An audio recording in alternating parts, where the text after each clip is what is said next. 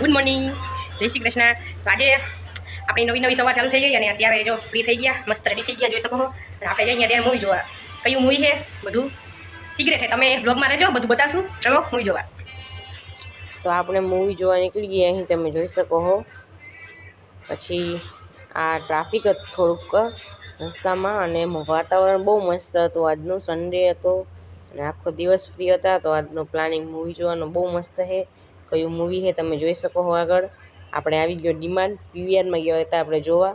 લિફ્ટમાં ઉપર જતા ટાઈમ નીચેનું શૂટ કર્યું કે કેટલું મસ્ત લાગે, આમથી કાચમાંથી દેખાય બહારનું લોકેશન.